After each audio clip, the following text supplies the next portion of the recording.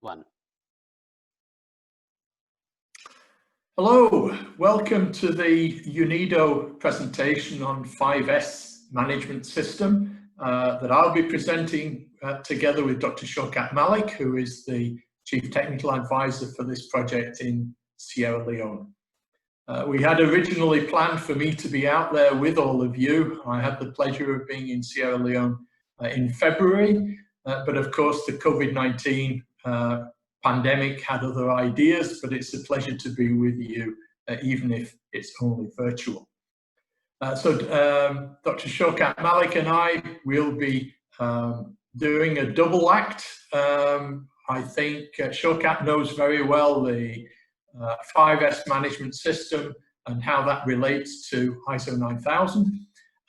I've had a lot of experience, obviously, with ISO 9000 in the last 30 or 40 years, and also I had the opportunity to implement 5S methodology in my own company in Brazil and with some other companies in different parts of the world.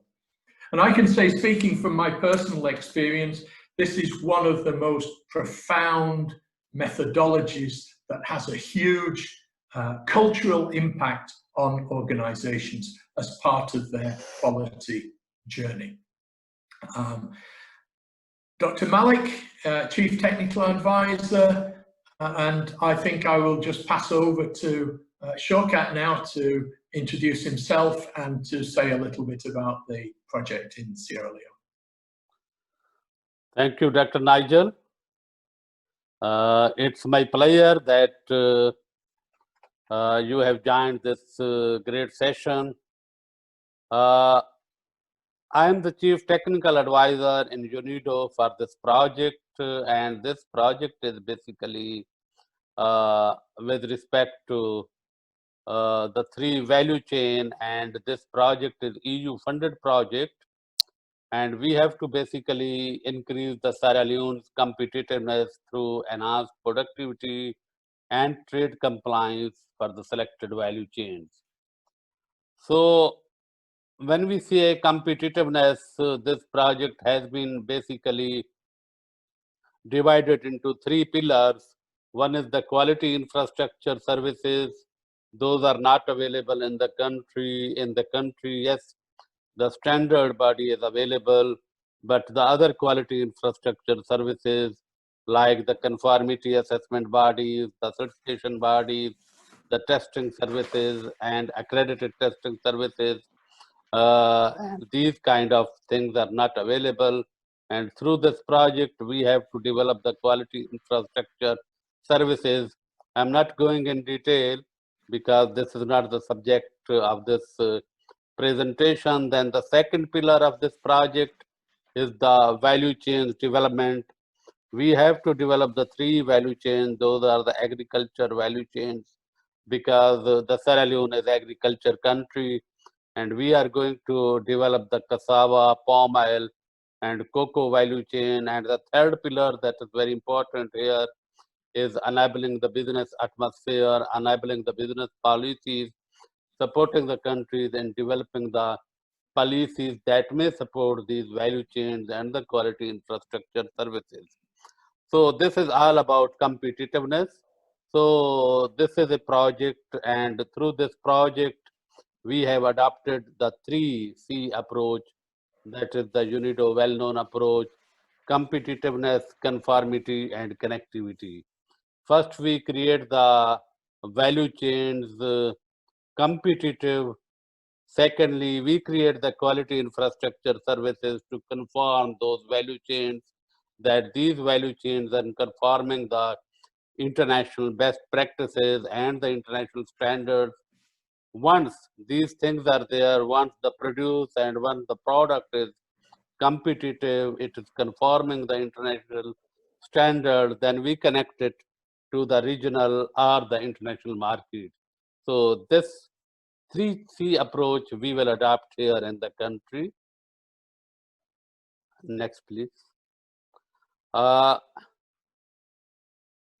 Now, what is 5S? As Dr. Nigel has briefed, that 5S is very important concept, and normally we say that it is a Japanese concept for the good housekeeping. It is Japanese concept for the lean, for the improved productivity, as well as for the safety improvement at any place.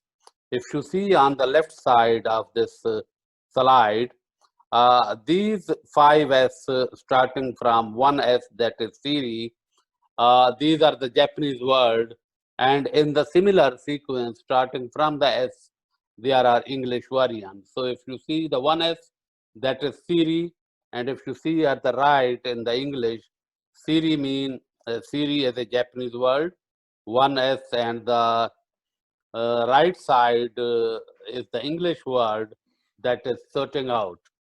It means Siri means sorting out. You have to sort out the things before moving to place them into the second S, that is setting in order.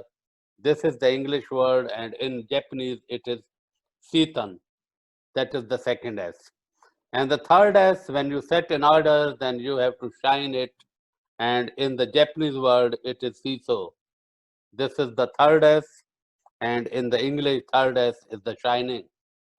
Then the fourth S, once you do these things, then you have to set them into order, and that is called standardization. And in the standardization, then you have to move, can you please move previous slide? Then the fifth S, that is Shitsuki, and then into the fifth S, that is sustain. So Shitsuke is a Japanese word, and it is a 5S, and English variant is the sustain. Mean once you have set all these 4S, you have to do it in a way that it become your habit. It should be sustainable into your organization or into your workplace. Next, please.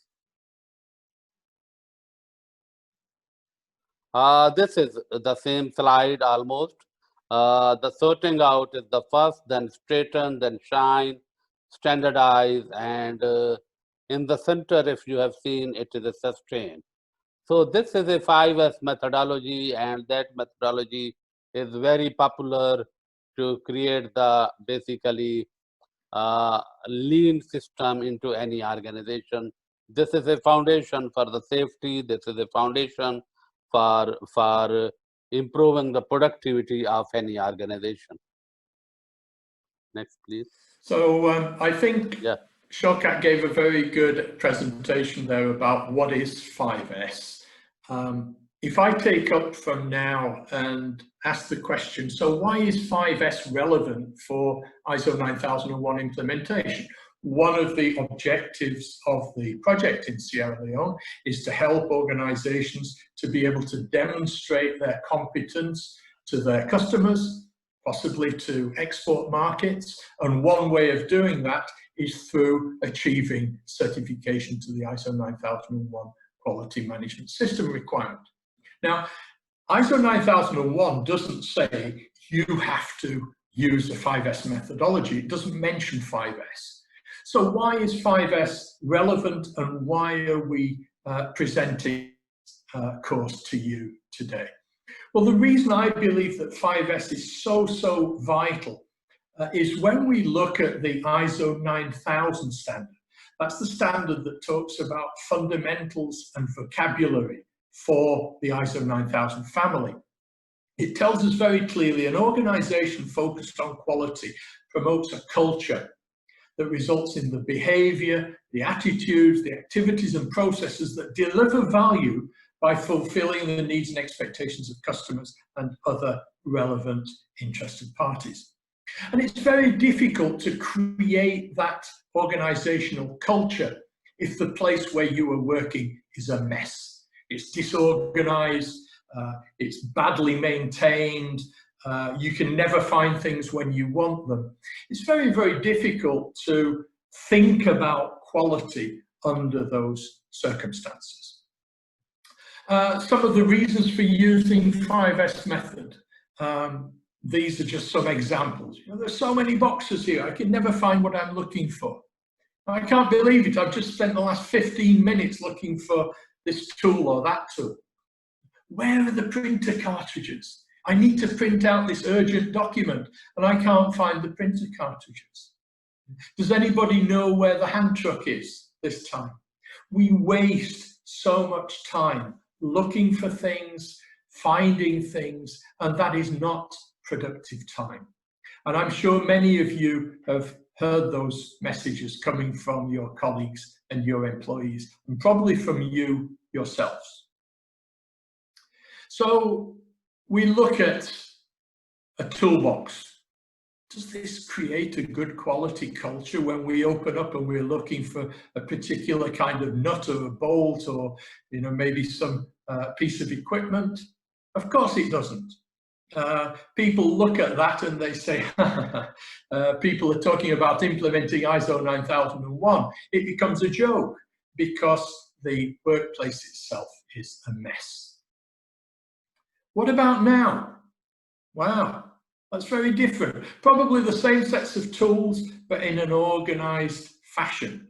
And during the course of this presentation, we'll show you some typical before and after photographs. But it's not all about manufacturing and industry. You know, we can look at ourselves, we can look at our own desktops on our computer. You know, if you see a desktop looking like this, and you want to find a file, and the files are all messy and all over the place, it can take ages to do that. And that is non-productive time. It's time that is wasted. Whereas if you have a desktop like this, and I'm very proud, that is actually my desktop on my laptop computer. And it reminds me of nice places. You know, a beautiful beach there with a sunset in the background. And I have all my files organized in a very, very logical sequence. And I pride myself as a personal quality attribute. People will come to me and they'll say, Nigel, you remember that meeting we had back in 2012 in Frankfurt, and it may be an ISO meeting. They say, we discussed this topic. I'll say, yes, I can find it. And because I have a 5S approach to the way I manage my files on my computer, I can very, very quickly find those files. And people say, wow, how do you do it? Well, the way I do it is because I'm organized and I discipline and I throw away old files when I don't need them anymore. And the ones that I do have are readily available. So that's the kind of approach that we want to promote. So the key deliverables of the 5S program involve cleaning every aspect of the organization. Removal of dirt, dust, oil, scraps on the floor, garbage, things that we don't need anymore and don't add value. That will help us to increase safety, obviously by not tripping up over things, by having a very, very much easier view of what the potential hazards are in the workplace. It will also help us to increase efficiency, and that in itself will help us to create that quality culture. So 5S is the foundation then for safety, for lean manufacturing, lean service, Kaizen, continual improvement techniques within the organization. And these are things that we will be talking about over the next weeks and months as we help within Sierra Leone to develop this quality culture and the focus on meeting customer needs and expectations. So if we start with module 1, that's today's session, we're dividing that into 2 parts. Dr. Malik already mentioned about the 5S. We're going to be looking primarily at 2 of the S's today. The first S, the savvy, the sorting out, and then the second S, which is setting things in order. So when we look at sorting out, what do we want to do? We want to improve the productivity of the organization. of our organization. We want to be able to do more with less. We want to maximize the use of our resources.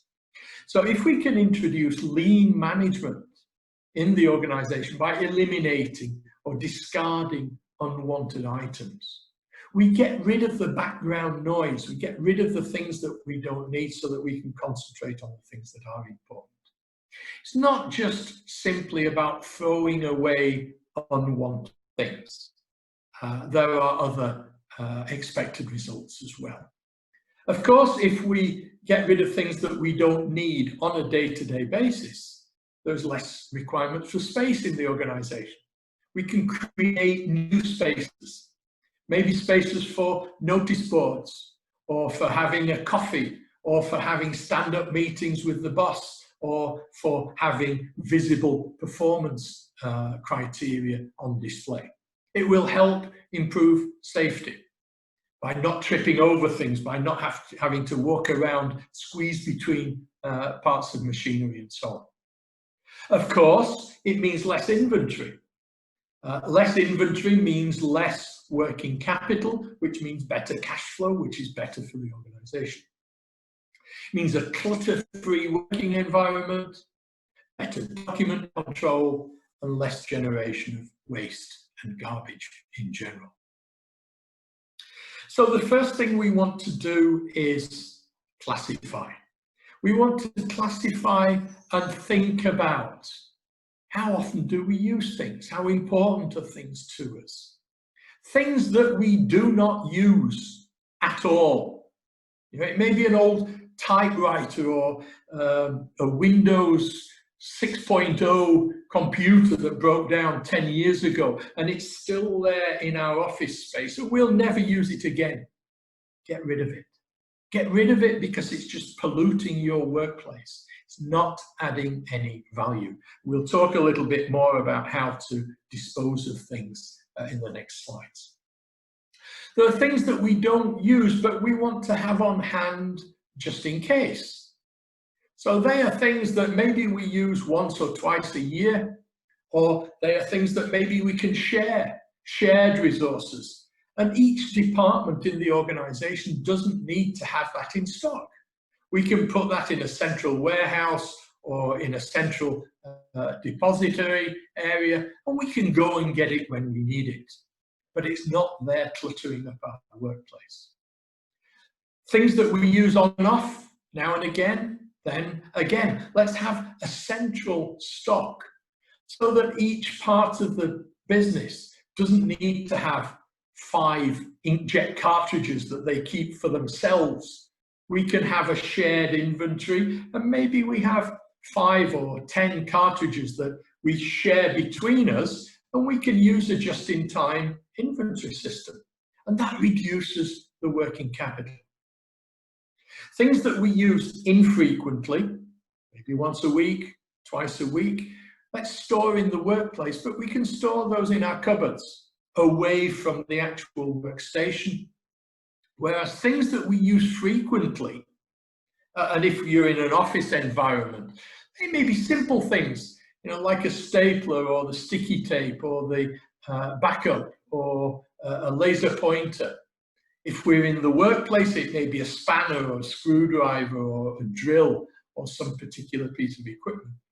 These are things that we use on a routine basis. I need to know where they are so that I don't even have to think about it. I reach out my right hand and I know that I will get my sticky tape. Now I reach out my left hand and I know that my stapler will be there. And that saves me time, and it saves me wasted time looking for things. So things to remember when we are disposing of things. Things that we don't use, then the last resort is to throw them away. But try to throw them away responsibly. Don't just dump them on a tip. Think about, you know, can they be recycled? Is there some other way to dispose of them? Donate them. Maybe one of your colleagues has a good use for them within the company. It may be that a charitable organization can find good use for it. or school children, or things that are really old and never used anymore. Maybe set up a museum, a technological museum in your own company about how things started and the technologies that used to be used, an educational tool. In one company that I worked in Brazil, they had an old 1950s forging press for making forged steel components. That was never going to be used ever again. But they painted it up and they put it in the entrance hall of the company as a reminder that that was how the company started out. And it instilled a sense of pride in the employees as they walked past that to see how far the company had developed. If something is difficult to get, then maybe you still need to keep it, but keep it away from the everyday workplace. Of course, if you can sell, and it's something that somebody else might use, sell it, generate some cash for the organization.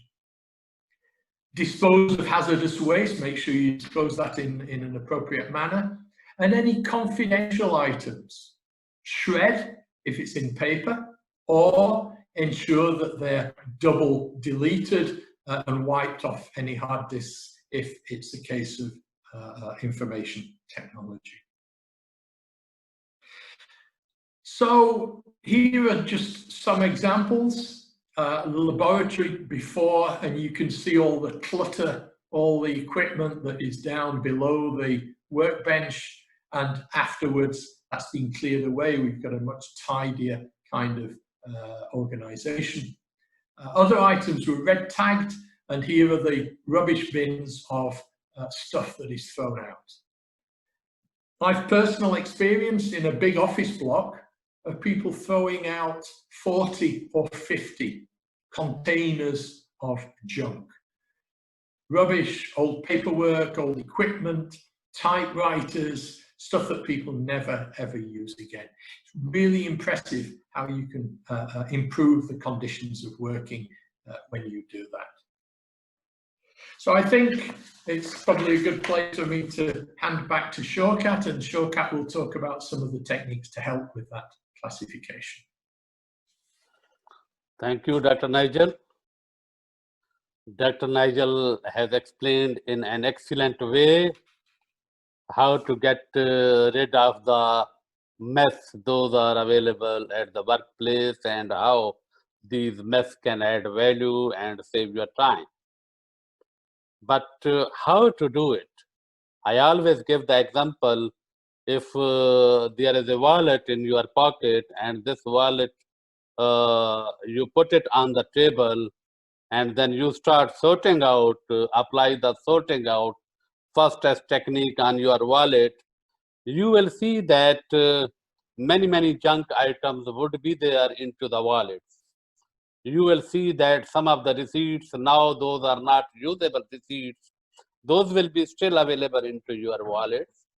There will be some old coins, there will be some old visiting cards, there will be some maybe old list of the grocery items you have to procure.